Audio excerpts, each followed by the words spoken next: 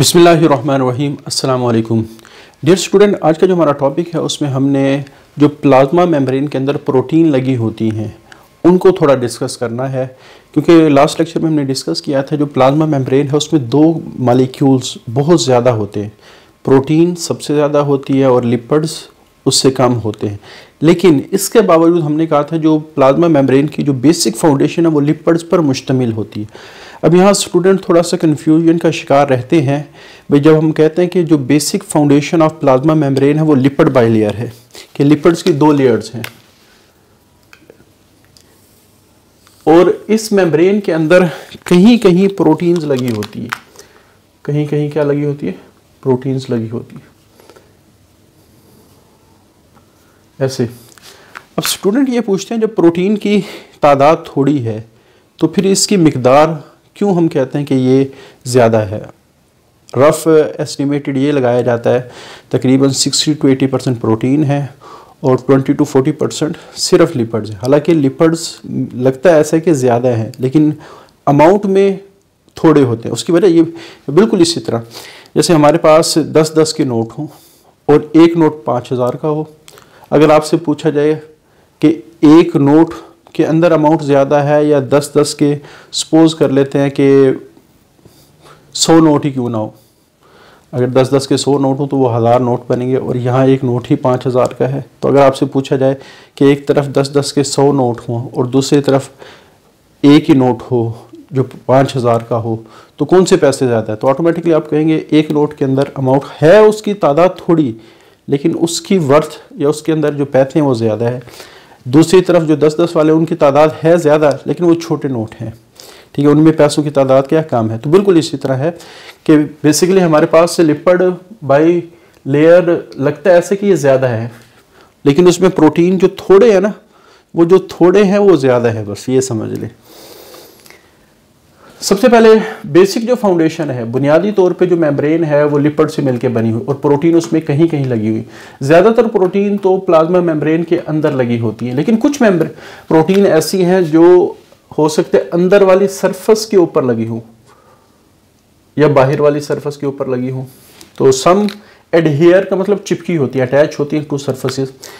अच्छा, बाज प्रोटीन की जो पोजीशन है वो साइटोस्केलेटन की जो ऑर्गेनाइजेशन है, साइटोस्केलेटन का जो स्ट्रक्चर है उससे रिलेटेड होती है। अब इसकी एग्जांपल कौन सी है ये हम आगे जाके अपने लेक्चर के दौरान डिस्कस करेंगे। यानी हमारे पास लोकेशन ऑफ प्रोटीन, ज़्यादातर प्रोटीन मेम्ब्रेन के अंदर ही मौजूद होती है, कुछ प्रोटीन सरफेस पे लगी होती हैं, कुछ प्रोटीन प्लाज्मा मेम्ब्रेन में कहाँ लगेंगी ये साइटोस्केलेटन डिसाइड करता है। ठीक हो गया। फंक्शन ऑफ प्रोटीन, ये जो प्रोटीन इसमें लगी हुई है ये कौन कौन से फंक्शन परफॉर्म करती है। जो मेजर फंक्शन है प्लाज्मा मेम्ब्रेन का वो तो ट्रांसपोर्टेशन है कि उसने जो मॉलिक्यूल्स प्लाज्मा मेम्ब्रेन से गुजरेंगे उनको कंट्रोल करना है, इस वजह से इसको हमने सेमी परमिएबल कहा था। फिर हमने एक बात भी डिस्कस की थी कि जो लिपिड वाली लेयर है ये सारे मॉलिक्यूल को क्रॉस होने की इजाज़त नहीं देती। तो कुछ मॉलिक्यूल जो सेल की ज़रूरत होती है कि उन्होंने मेम्ब्रेन को क्रॉस करना है, चाहे वो सेल के अंदर जा रहे हैं न्यूट्रिएंट वगैरह, चाहे वो सेल से बाहर आ रहे हैं वेस्ट वगैरह, तो वो अगर मेम्ब्रेन लिपिड वाली लेयर से नहीं गुजर रहे तो फिर वो प्रोटीन के ज़रिए से गुजरेंगे। तो पहला काम जो प्रोटीन प्लाज्मा मेम्ब्रेन में परफॉर्म करती है वो ट्रांसपोर्टर्स का काम करती है, तो play role in selective transport of certain. लेकिन ये जो प्रोटीन प्लाज्मा मेम्ब्रेन में लगी हुई है ये सारे मॉलिक्यूल को गुजरने नहीं देती। अब जैसे फॉर एग्जांपल ये जो प्रोटीन है, मैं कहता हूँ ये सोडियम आयन के लिए प्रोटीन बनी हुई है, ये सोडियम आयन को गुजरने, क्योंकि चार्ज पार्टिकल वो मेम्ब्रेन से नहीं गुजर सकता, तो ये समझ लें कि ये प्रोटीन सोडियम आयन के लिए बनाई गई है। अब इससे इवन पोटाशियम आयन भी नहीं गुजर सकता। तो ये जो ट्रांसपोर्टर ये हाईली सिलेक्टिव है, जिस मॉलिक्यूल या जिस चीज़ के गुजरने के लिए बनाए गए हैं तो दूसरी चीज़ उस प्रोटीन से नहीं गुजर सकती। अब जैसे मेम्ब्रेन के अंदर काफ़ी सारे एक्वापोरिन्स होते हैं यानी वाटर के पोर्स होते हैं, अब उनसे आप कहीं ग्लूकोज भी गुजर जाए, उनसे कहीं अमाइनो एसिड भी गुजर जाए, ये नहीं होगा। तो ये इस वजह से कहा जाता है ये जो ट्रांसपोर्टर प्रोटीन है ये हाईली सिलेक्टिव है, ये हाईली क्या सिलेक्टिव है। और ये इनका काम ये है कि काफ़ी सारी चीज़ें जो लिपिड बाइलेयर से नहीं गुजर रही थी तो इनके ज़रिए से प्लाज्मा मेम्ब्रेन से वो गुजर सकती हैं। अच्छा, इनमें फिर आगे दो किस्म की प्रोटीन्स हैं, कुछ चैनल्स का काम करते हैं, कुछ एक्टिव ट्रांसपोर्टर का काम करती है। इसका क्या मतलब है, हमारे पास ट्रांसपोर्ट दो तरह की है, पैसिव और एक्टिव। पैसिव में आमतौर पे एनर्जी नहीं चाहिए होती और उसमें आमतौर पे हायर से लोअर की तरफ चीज़ आ रही होती, और जो एक्टिव होती है उसमें चीज़ लो से हाई की तरफ जा रही होती है और इसके लिए एनर्जी चाहिए होती है। चैनल्स जो होते हैं ये पैसिव ट्रांसपोर्ट करवाते हैं। क्या करवाते हैं, पैसिव ट्रांसपोर्ट करवाते हैं। और जो एक्टिव ट्रांसपोर्टर हैं, ये नाम से जाहिर है ये एक्टिव ट्रांसपोर्ट करवाते हैं। दोनों में फ़र्क क्या है, इसमें चीज़ों को गुजरने के लिए एनर्जी नहीं चाहिए, इसमें से चीज़ों को गुजरने के लिए एनर्जी चाहिए। जैसे काफ़ी सारे मॉलिक्यूल जब हाई से लो की तरफ आएंगे, हाई से लो की तरफ आएंगे, तो आमतौर पे हाई से लो की तरफ आने के लिए उनको एनर्जी नहीं चाहिए होती, और जब वो लो से हाई की तरफ जाएंगे तो उनको लो से हाई की तरफ जाने के लिए एनर्जी चाहिए होती है। अच्छा, एक्टिव ट्रांसपोर्टर जो है इनके लिए बाज़ दफ़ा हम पंप का वर्ड भी इस्तेमाल करते हैं। किसका वर्ड इस्तेमाल करते हैं, पंप। आपने अक्सर घरों में देखा होगा वाटर पंप, मोटर लगी होती है, या नलका आपने देखा होगा जिसको हम हैंड पंप कहते हैं। अब पंप क्या कर रहा है, एनर्जी इस्तेमाल कर रहा है, चाहे वो बिजली की हो या नलके की बात करें तो वो इंसानी एनर्जी को इस्तेमाल करता है और वो पानी को नीचे से ऊपर भेजता है। तो ये जो पंप है ये सिलेक्टिव एक्टिव ट्रांसपोर्टर है, किसने एनर्जी को इस्तेमाल किया और चीज़ को लो से हाई की तरफ भेजा। और हमारा जो शावर है वो समझ लें चैनल है, वो टैंकी से पानी नीचे की तरफ लेके आता है। तो और उसमें आपको पता है कि कोई एनर्जी नहीं चाहिए, आप एक दफ़ा उस शावर के को ओपन कर दें तो पानी खुद ब खुद आना शुरू हो जाएगा। लेकिन मोटर में पानी आपने एक दफ़ा बटन दबाया, उसके बाद ये नहीं है कि अगर आप बटन भी बंद कर देंगे तो ऑटोमेटिकली पानी खुद ब खुद जाता रहेगा, ऐसे नहीं है। ठीक है, तो दोनों में फ़र्क है, चैनल और एक्टिव ट्रांसपोर्टर। अच्छा, एक क्वेश्चन आता है कि अगर हमारे पास मेम्ब्रेन मुकम्मल तौर पर लिपिड बाइलेयर होती, उसमें कोई प्रोटीन वगैरह ना होती तो क्या होता। If cell is fully encased in pure lipid bilayer, क्या अगर सेल मुकम्मल तौर पर लिपिड बाइलेयर के अंदर बंद होता, उसमें कोई प्रोटीन ना होती, कोई कार्बोहाइड्रेट ना होते, व्हाट हैपन, तो सेल के साथ क्या होता। तो सिंपल सा आंसर है, हमारे पास जो लिपिड बाइलेयर है, लिपिड बाइलेयर है, और हमने डिस्कस किया था लिपिड बाइलेयर का अंदर वाला हिस्सा हाइड्रोफोबिक है। हाइड्रोफोबिक का मतलब ये है कि ये पानी से नफरत करता है, पानी से डरता है, पानी के मॉलिक्यूल को अपने पास नहीं आने देता, या वाटर सॉल्युबल चीज़ों को अपने पास नहीं आने देता। तो interior of plasma membrane is hydrophobic, तो इसका मतलब कि it repel water soluble molecule. तो ये वाटर सॉल्युबल मॉलिक्यूल को गुजरने की, वाटर और वाटर सॉल्युबल मॉलिक्यूल को गुजरने की इजाज़त नहीं देगा, that attempt to cross the membrane. So it is completely impermeable. ये मुकम्मल तौर पर, फिर मेम्ब्रेन में अगर सिर्फ लिपिड्स ही होती है तो ये मुकम्मल तौर पे इम्परमिएबल हो जाती कि यहाँ वाटर और वाटर सॉल्युबल चीज़ें गुजर ही नहीं सकती। सोचिए अगर सेल में वाटर या वाटर सॉल्युबल चीज़ कौन सी है, शुगर है, ग्लूकोज जिसको कहा जाता है, जो फ्यूल ऑफ सेल कहलाती है। काफ़ी सारे पोलर अमाइनो एसिड हैं जिनसे अंदर प्रोटीन बननी है, वो गुजर ही ना पाते तो क्या सेल जिंदा रह सकता, नहीं रह सकता। ठीक है, दैट इज़ वाई, इस वजह से उन मॉलिक्यूल को गुजारने के लिए जो लिपिड बाइलेयर्स को क्रॉस नहीं कर रही, उन मॉलिक्यूल को गुजारने के लिए, that is why in addition to phospholipids, तो लिपिड्स के अलावा membrane also have protein, membrane के अंदर प्रोटीन होती है, provide passage way of molecule, जो मॉलिक्यूल को एक रास्ता प्रोवाइड करती है कि वो यहाँ से गुजरे। अगेन मैं बार बार बता रहा हूँ कि ये जो मॉलिक्यूल प्रोटीन से गुजरते हैं, तो प्रोटीन जो रूट है, प्रोटीन जो चैनल है या प्रोटीन जो पंप्स हैं, ये हाईली सिलेक्टिव हैं। जिस मॉलिक्यूल के बने हैं, जिस मॉलिक्यूल के लिए बनाए हैं, तो सिर्फ वही मॉलिक्यूल उनसे गुजर सकते हैं, हर चीज़ उनसे नहीं गुजरेगी। अच्छा, कुछ हमारे पास जो प्रोटीन है वो एंकर्स का काम कर रही होती है। एंकर्स का क्या मतलब है, जैसे मेम्ब्रेन मूव कर रही है, मूवमेंट का एक नुकसान ये भी हो सकता है कि वो अपनी जगह को छोड़ दे। मूवमेंट का नुकसान एक ये भी हो सकता है कि ये वो टूट जाए अगर ज़रूरत से ज़्यादा क्या हो रही है, मूवमेंट हो रही है। आपने अक्सर देखा होगा कि बाज़ दफ़ा एक मैदान के अंदर टेंट वगैरह लगाए जाते हैं, फिर टेंट क्या अपनी जगह पे खड़े रहें, उनको रस्सियों से बांधा जाता है ताकि जो हवा चले, हवा चलने से टेंट मूव करता रहेगा, ये नहीं कि रुक जाएगा, लेकिन वो अपनी जगह को नहीं छोड़ेगा। तो इसी तरह हमारे पास काफ़ी सारी प्रोटीन ऐसी हैं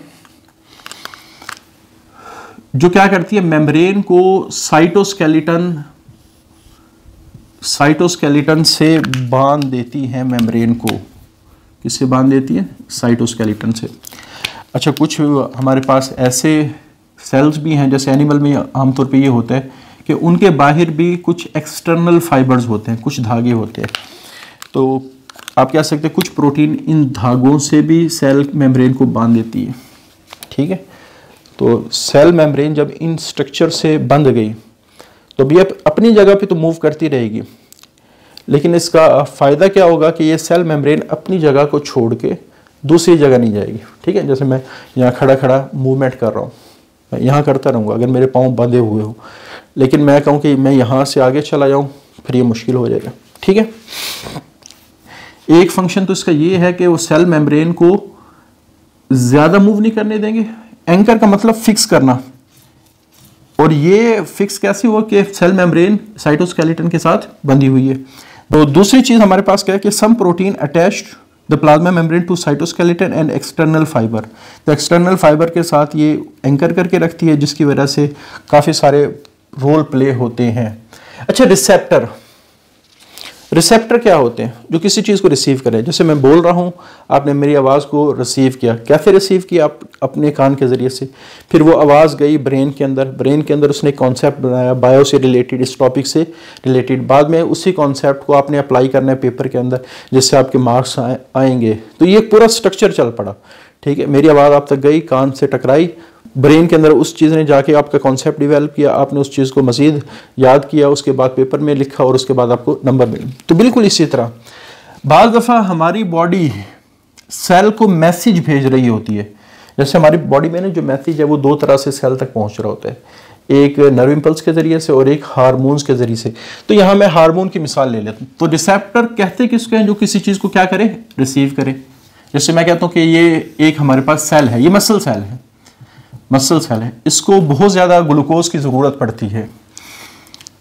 हमारी बॉडी में इसकी ग्लूकोज की ज़रूरत को पूरा कैसे किया जाए? ग्लूकोज इस मसल सेल तक पहुंच रहा है ब्लड के ज़रिए से। ठीक है, ग्लूकोज किसके ज़रिए से पहुंच रहा है? ब्लड। अब ये जो ग्लूकोज है इसने सेल के अंदर इंटर होना है। अब इस ग्लूकोज के लेवल को इसमें ट्रांसपोर्ट करना है, क्योंकि बाद दफ़ा ब्लड ग्लूकोज लेवल अगर ज़्यादा हो जाए ना तो उससे डायबिटीज़ हो जाती है। तो होता क्या है? इंसुलिन आएगी। जब ब्लड के अंदर ग्लूकोज लेवल ज़्यादा होगा, इंसुलिन आएगी। इंसुलिन क्या करेगी? इस रिसेप्टर को एक्टिवेट कर देगी। तो ये रिसेप्टर है, इसने एक मैसेंजर को जो मैसेज लेके आया उसको बाइंड किया, और जब ये रिसेप्टर एक्टिवेट हो जाएगा तो यहाँ सीरीज ऑफ रिएक्शन एक्टिवेट हो जाएंगे। सीरीज ऑफ रिएक्शन फौरन एक्टिवेट हो जाएंगे, यानी ये सारी एक दूसरे के साथ लिंक होते हैं। एक एक्टिवेट हुआ, दूसरा हुआ, तीसरा हुआ, चौथा हुआ। अच्छा, इस सीरीज ऑफ रिएक्शन का फाइनल रिजल्ट क्या है? कुछ प्रोटीन्स मेम्ब्रेन में लगना शुरू हो जाती हैं। ठीक है, और ये जो प्रोटीन है ये फिर ग्लूकोज को अंदर लेके आती है, क्योंकि ग्लूकोज एक वाटर सॉल्युबल मॉलिक्यूल है, तो डायरेक्टली वो प्लाज्मा मेम्ब्रेन से तो गुजर नहीं सकता। ठीक है, इस वजह से वो इन ट्रांसपोर्टर के जरिए से गुजर के वो अंदर जा रहा होता है। तो जितना ज़्यादा ब्लड के अंदर ग्लूकोज होगा उतनी ही इंसुलिन आएगी, उतने ही ट्रांसपोर्टर मेम्ब्रेन में लगेंगे और उसके बाद ग्लूकोज अंदर की तरफ जा रहा होगा। तो यही बात लिखी गई कि काफ़ी सारी जो प्रोटीन है वो मैसेंजर को अपने साथ बाइंड करती हैं, अंदर सिग्नल भेजती हैं, वो सिग्नल फिर काम करते हैं और फिर जो बॉडी की रिक्वायरमेंट है वो सेल उस बॉडी की रिक्वायरमेंट को परफॉर्म करवाते हैं। अच्छा, काफ़ी सारी प्रोटीन इंजाइम का काम कर रही होती है। पहली प्रोटीन क्या है? ट्रांसपोर्टर का काम कर रही है। दूसरी प्रोटीन क्या है? ये प्लाज्मा मेम्ब्रेन को साइटोस्केलेटन के साथ बांध के रखा हुआ है। और तीसरी प्रोटीन रिसेप्टर का काम कर रही है। कुछ प्रोटीन इंजाइम का काम, इंजाइम करते क्या? कैटालाइजिंग वेरियस रिएक्शन, बहुत सारे रिएक्शन को ये कैटालाइज कर रहे होते हैं। कैटालाइज का मतलब स्पीड अप कर रहे होते हैं। लेकिन ये जो हमारे पास प्रोटीन है जो एंजाइम का काम कर रही होती है, जो प्लाज्मा मेम्ब्रेन में लगी हुई है, ये प्लाज्मा मेम्ब्रेन से रिलेटेड ही रिएक्शन को कैटालाइज कर रही होती है, जिनका ताल्लुक प्लाज्मा मेम्ब्रेन के साथ हो। कैसे? अभी हमने ट्रांसपोर्टर में एक बात की कि कुछ हमारे पास प्रोटीन ऐसी हैं जो एक्टिव ट्रांसपोर्ट करवाती है, जिनको हमने पंप कहा था। अब जैसे मैं एक यही मिसाल दे देता हूँ। हमारे पास ये सेल है और इसमें एक पंप लगा हुआ है। सपोज कर लेते मैं इसको सोडियम पोटाशियम पंप कहता हूं। जब मैंने इसको सोडियम पोटाशियम पंप कहा तो पंप का मतलब है ये चीज को लो से हाई की तरफ भेजेगा, यानी सोडियम जहां लो होगा उसको हाई की तरफ भेजेगा, पोटाशियम जहां लो होगा उसको हाई की तरफ भेजेगा। लेकिन इस पंप को एनर्जी चाहिए और एनर्जी सेल के अंदर प्रोवाइड करता है एटीपी। तो इस पंप के साथ एक एंजाइम लगा होता है जिस एंजाइम का नाम है एटीपेज। ये क्या कर रहा होता है, ये सेल के अंदर जो एटीपी के मॉलिक्यूल हैं उनको तोड़ के एनर्जी इस पंप को प्रोवाइड कर रहा होता है, और जब एनर्जी इसके पास आती है तो ये फिर सोडियम पोटाशियम को ट्रांसपोर्ट करता है। तो यहाँ जो रिएक्शन हुआ है उसने इस प्लाज्मा मेम्ब्रेन के फंक्शन को बढ़ाया है। तो यहाँ सारे एंजाइम की बात नहीं हो रही, जो एंजाइम सेल के अंदर पड़े हैं उनकी बात नहीं हो रही, ये वो एंजाइम है, ये वो प्रोटीन है, क्योंकि एंजाइम प्रोटीन का जो एंजाइम होते हैं ये प्रोटीन्स होते हैं। तो ये एंजाइम प्लाज्मा मेम्ब्रेन के लिए काम कर रहा है। अच्छा, इसी तरह हमारे पास जो प्लाज्मा मेम्ब्रेन है वो दो चीज़ों से मिलकर बनी है, लिपिड और प्रोटीन। इसके अलावा थोड़े से कार्बोहाइड्रेट भी होते हैं। वो जो कार्बोहाइड्रेट है या तो वो लिपिड्स के साथ अटैच होंगे या प्रोटीन के साथ अटैच होंगे। प्लाज्मा मेम्ब्रेन की सरफेस पर कुछ कार्बोहाइड्रेट अटैच होते हैं, या तो वो लिपिड के साथ अटैच होंगे या प्रोटीन के साथ अटैच होंगे। तो पहली बात, outer surface of plasma membrane has chain of carbohydrate bounded to protein and lipids. अच्छा, हमने पिछले लेक्चर में एक बात डिस्कस की थी। वो बात क्या थी? हमने कहा था जब दो कैटेगरी के मॉलिक्यूल आपस में मिल जाएं तो इनको कंजुगेटेड मॉलिक्यूल कहा जाता है। ठीक है, ये कंजुगेटेड मॉलिक्यूल की डेफिनेशन पहले डिस्कस हो चुकी है। अब अगर कार्बोहाइड्रेट प्रोटीन के साथ मिल जाए तो ये कंजुगेटेड मॉलिक्यूल ग्लाइकोप्रोटीन कहलाता है। अगर लिपिड के साथ मिल जाए तो ग्लाइकोलिपिड कहलाता है। अच्छा, अगर इन दोनों को जमा कर दें, सेल की ग्लाइकोप्रोटीन और ग्लाइकोलिपिड्स को जमा कर दें तो ये ओवरऑल ग्लाइकोकैलिक्स कहलाता है। ठीक है, और ये जो ग्लाइकोप्रोटीन और ग्लाइकोलिपिड्स हैं ये सेल की सरफेस पे हैं, और इनकी जो वैरायटी है ये वेरी करते हैं, ये मुख्तलिफ होते हैं स्पीशी टू स्पीशी। यानी इंसान के सेल पे जो ग्लाइकोप्रोटीन्स हैं, ग्लाइकोलिपिड्स हैं, हो सकता है घोड़े के जो सेल है, गधे के जो सेल है, बकरी के जो सेल हैं, प्लांट के जो सेल हैं उनसे डिफरेंट हों। फिर दूसरी बात, मेरे सेल के ऊपर जो ग्लाइकोप्रोटीन और ग्लाइकोलिपिड्स हैं वो आपके सेल के ग्लाइकोप्रोटीन और ग्लाइकोलिपिड से हो सकता है डिफरेंट हो। इसी तरह मेरे बॉडी के अंदर हो सकता है मेरे एक जो स्किन के सेल के ऊपर ग्लाइकोप्रोटीन और ग्लाइकोलिपिड हैं वो स्टोमक के सेल के ग्लाइकोप्रोटीन और ग्लाइकोलिपिड से डिफरेंट हो।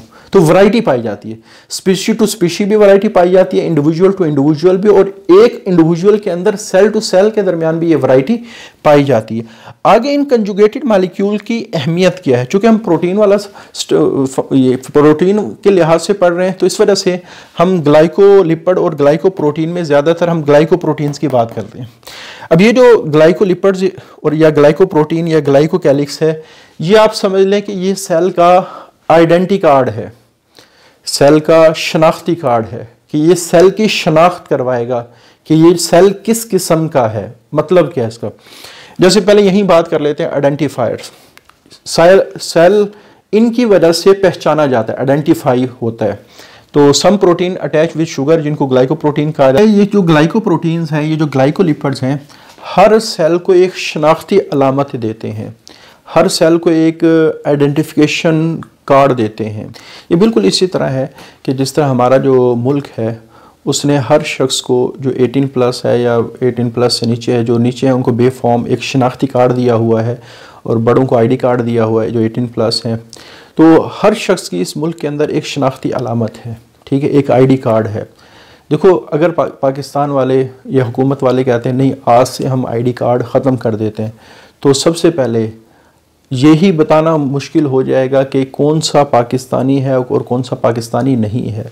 तो क्या पाकिस्तान का निज़ाम ठीक चल सकता है? नहीं चल सकता। तो बिल्कुल इसी तरह जब हम बात करते हैं ना कि सपोज कर लेते हैं कि हमारी बॉडी के अंदर एक बैक्टीरिया घुस आया,